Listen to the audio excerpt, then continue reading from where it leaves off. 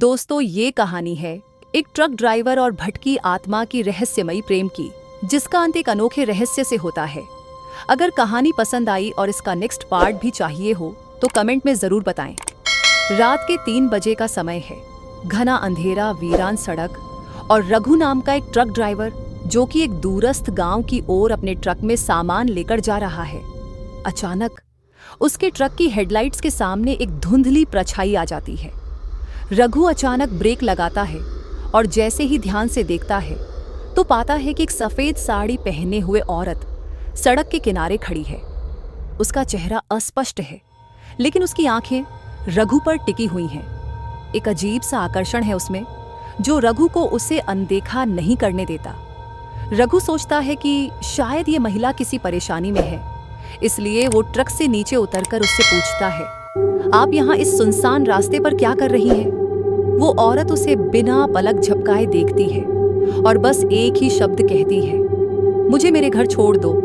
रघु अजीब सा महसूस करते हुए सहमति में सिर हिला देता है और उसे ट्रक में बैठा लेता है। जैसे ही रघु ट्रक चलाने लगता है, उसे महसूस होता है कि ट्रक में एक अजीब सी ठंडक फैल गई है। वो औरत चुपचाप बैठी है, लेकिन उसकी मौजूदगी से अजीब सी बेचैनी हो रही है।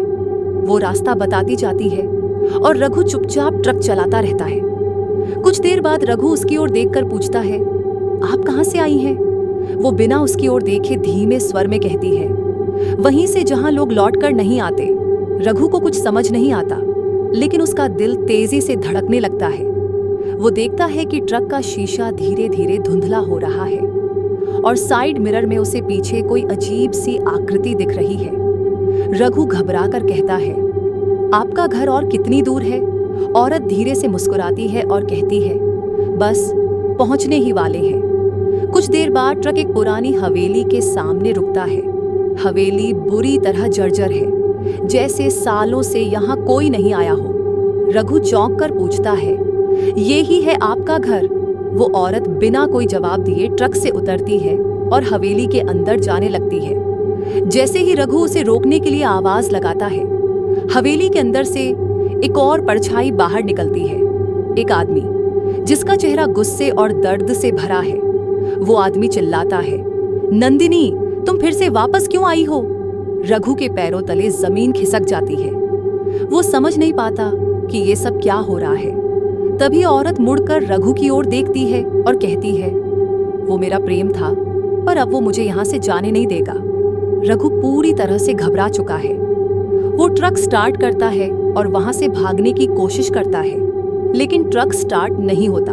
चारों ओर हवेली की टूटी खिड़कियों से अजीब सी आवाजें आने लगती हैं, जैसे सैकड़ों लोग एक साथ चीख रहे हों। रघु को ऐसा महसूस होता है जैसे उसे यहाँ से भागने का कोई रास्ता नहीं बचा है। अचानक वो औरत फिर से ट्रक के सामने प्रकट होती है और धीरे से कहती है, तुम यहाँ से जा सकते हो, लेकिन एक शर्त पर। रघु हड़बड़ाकर पूछता है, क्या शर्त है? वो औरत मुस्कुराती है और कहती है, मेरी कहानी का हिस्सा बन जाओ, हमेशा के लिए। रघु को समझ में नहीं आता कि इसका क्या मतलब है, लेकिन जैसे ही वो कुछ कहने की कोशिश करता है, सब कुछ धुंधला पड़ जाता है और एक भयानक चीख उसके कानों में गूंजती है। कहानी का अंत यहाँ होता है, लेकिन एक रहस्य छोड़ जाती है। क्या रघु इस दुनिया में वापस लौट पाया, या वो उस हवेली का एक और शापित हिस्सा बन गया? यह रहस्य और भी गहरा है। क्या रघु का लौटना मुमकिन है, या अब वो भी उस भूतिया हवेली का एक हिस्सा बन चुका है?